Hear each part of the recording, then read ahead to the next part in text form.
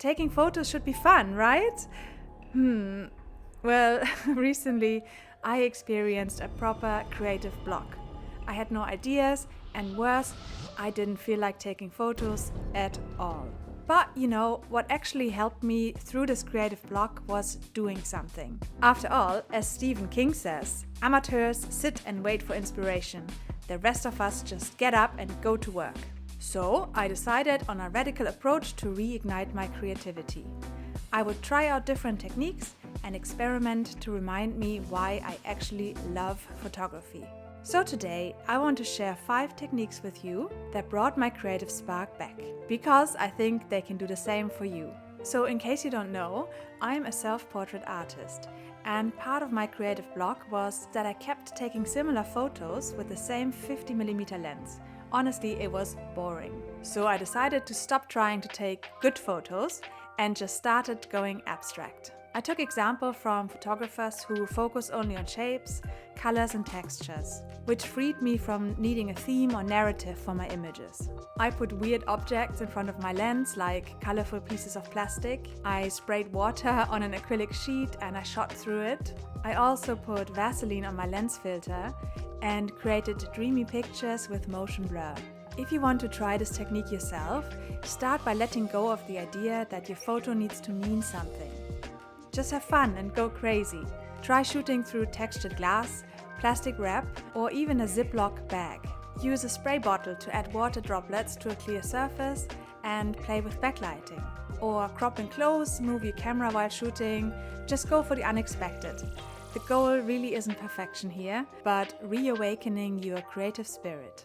Before I get to the next technique, let me just share something with you. If you love taking self-portraits, you might want to download my free ebook, which contains 50 self-portrait photography ideas. I'm going to link it down below. Another thing that helped me reignite my passion for photography, I realized I could actually mix it with other mediums. Anyway, I started printing out images and adding details like raindrops or gold paint. Also, I experimented with combining prints with glue and other materials, creating image transfers that became artworks in their own right. Doing mixed media broke the pressure to make something perfect, and it brought back the playfulness that got me into art in the first place. To experiment with mixed media, start by printing some of your photos and then make them your own. You can add paint or markers, or even cut them up and collage them. If you don't want to get messy, you can also play with digital collage. You can stack images, change colors, or just blend textures. Don't worry, by the way, about ruining your work. Sometimes the imperfections can make it more interesting. The key is to step outside the frame of just photography and make it your own art.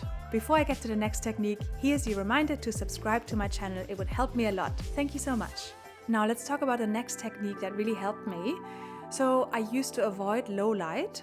I thought it meant bad images. But recently, I have decided to lean into it and create a more intimate cinematic mood. It's kind of against what many photographer teachers will tell you, like they say you need to properly light your subject and use a low ISO and so on. However, I had fun experimenting with mood and shadows, seeing how little light I could get away with.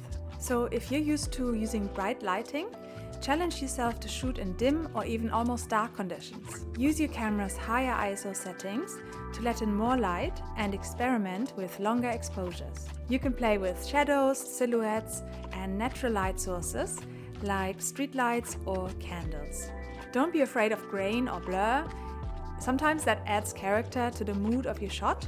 And low light is, in my opinion, all about mood and atmosphere and not perfection. Okay, so another technique I used to get inspired again was the combination of slow shutter speed and flash, mainly because I wanted to try out my new speed light.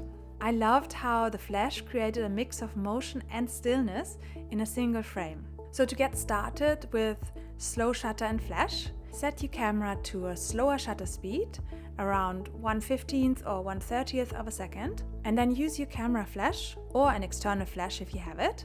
You can try this with movement, like a person walking, a car passing, or you creating motion with your camera. And then the final creativity booster for me was using an analog camera for some of my self-portraits. I just loved how film slowed me down in the best way. I couldn't shoot 100 frames and pick the best. Instead, I had to think, commit, and most importantly, wait. It made me more intentional, more forgiving, and honestly, more excited again. If you've never used a film camera, give it a try. Start with an easy-to-use 35mm camera and pick a color or black and white film. That's it, leave me a comment and please subscribe to the channel. See you next time. Bye!